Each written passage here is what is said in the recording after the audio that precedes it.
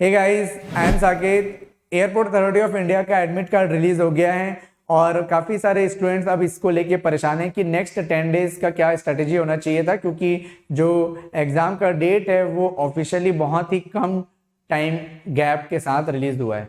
ठीक है, तो अब बहुत सारे लोग डीमोटिवेट हो रहे होंगे क्योंकि अभी तक प्रिपरेशन उतनी अच्छी हो नहीं पाई थी। बट बिलीव मी गाइज कि मैंने भी इस एग्ज़ाम की प्रिपरेशन 1 महीने में किया था और आप भी इस एग्ज़ाम को इस 10 डेज में क्रैक कर सकते हो। So never give up. ठीक है, सबसे इंपॉर्टेंट। और इसकी स्ट्रेटजी क्या होनी चाहिए इस बारे में हम लोग बात करते हैं। तो सबसे पहले अगर इस एग्ज़ाम को क्लियर करना है तो आपको इसके पैटर्न को समझना होगा, है ना। तो ये 2 सेक्शन में आपका एग्ज़ाम होता है।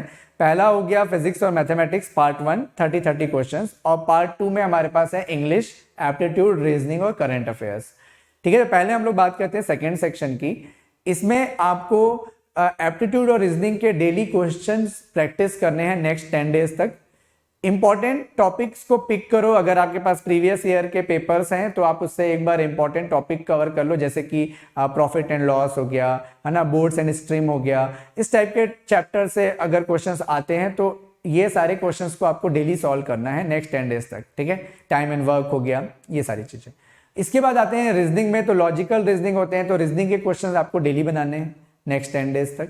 ठीक है, इसके बाद आ गया आपका इंग्लिश। इंग्लिश आपने देखो, आप पार्ट ऑफ स्पीच कहाँ से क्वेश्चंस आते हैं, प्रीपोजिशंस, सेंटेंस अरेंजमेंट, ये सारे टॉपिक से अगर क्वेश्चंस आते हैं तो इसकी प्रैक्टिस करो अगेन नेक्स्ट 10 डेज। अगर आपने कोई बेसिक रूल अभी तक नहीं पढ़ा है जो इंग्लिश के लिए इंपॉर्टेंट होता है, ग्रामर के जो रूल्स हैं, अगर आपने अभी तक नहीं पढ़ा है तो कोई भी स्टैंडर्ड लेक्चर्स जल्दी जल्दी आप उसको फिनिश कर सकते हो। पर डे आप कोई भी एक टॉपिक पकड़ो और उसको स्टडी करो और उससे रिलेटेड कुछ प्रॉब्लम्स की प्रैक्टिस करते जाओ।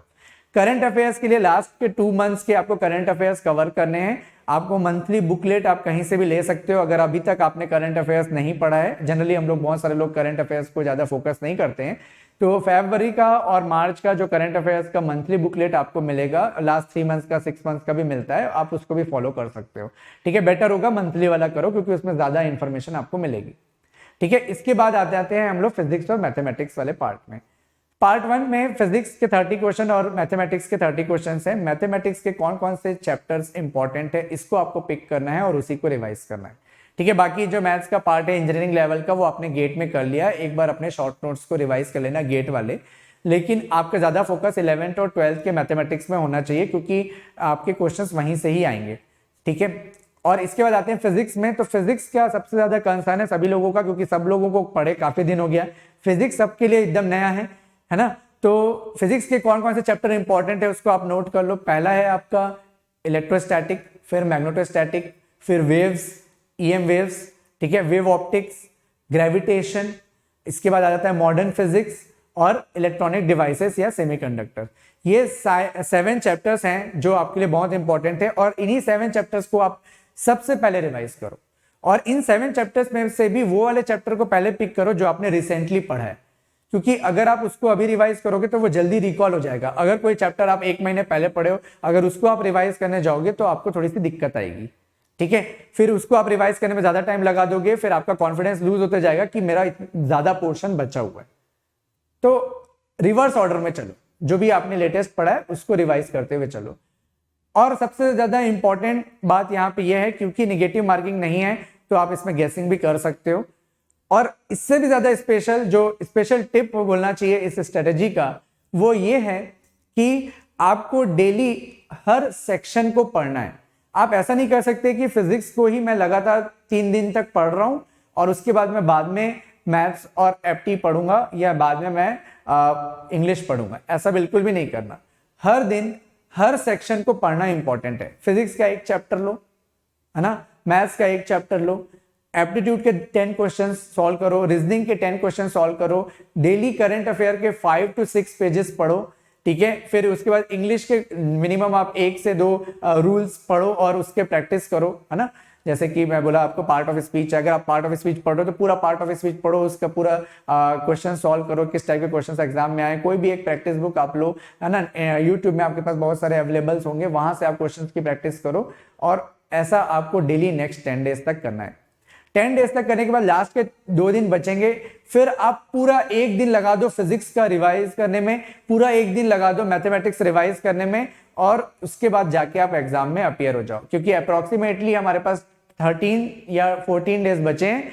तो उसमें आपको 10 डेज तक हर दिन हर सेक्शन को रिवाइज करना है और लास्ट के 2 दिन में पूरे एक बार में एक सब्जेक्ट को रिवाइज करना है और फिर मैथमेटिक्स और फिर इसी तरह से हर सेक्शन को एक बार में पूरा रिवाइज करना है।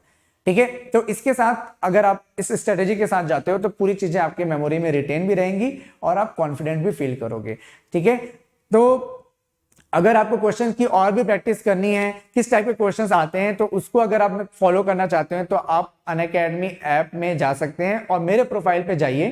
ठीक है, मेरा प्रोफाइल का आपको मिल जाएगा डिस्क्रिप्शन में, मेरे प्रोफाइल का लिंक, आप उसको यूआरएल में टाइप करो और यूआरएल से आप डायरेक्टली पहुंच जाओगे मेरे प्रोफाइल में। वहां पे आपको ग्रेविटेशन का मैं ऑलरेडी टेस्ट ले चुका हूं, है ना, वेव ऑप्टिक्स का मैं ऑलरेडी टेस्ट ले चुका हूं, आपके पास 30-20 क्वेश्चंस आपको मिल जाएंगे। और ऐसे ही मैं मॉडर्न फिजिक्स और मैग्नेटिज्म इन सभी के भी टेस्ट लेने वाला हूं अनअकैडमी ऐप में, तो आप मुझे फॉलो करोगे तो आपका वहां पे प्रैक्टिस हो जाएगा।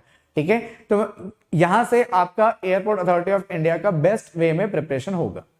नेक्स्ट, अगर आप गेट के लिए दोबारा प्रिपेयर कर रहे हो, अगर आप ऐसे एस्पिरेंट्स हो कि आप गेट के लिए दोबारा सोच रहे हो और कम्युनिकेशन और ईएमटी जैसे सब्जेक्ट्स आप मुझसे पढ़ना चाहते हो जिसका वेटेज 25 मार्क्स है, तो मैं आपको ये मेक श्योर कराऊंगा अपने कोर्स के अंदर कि आपके ये 25 मार्क्स कहीं भी लूज ना हो, है ना। जैसे कि मैथ्स और एप्टी का 28 है, वैसे 25 मार्क्स के अराउंड ये दोनों सब्जेक्ट कवर करते हैं।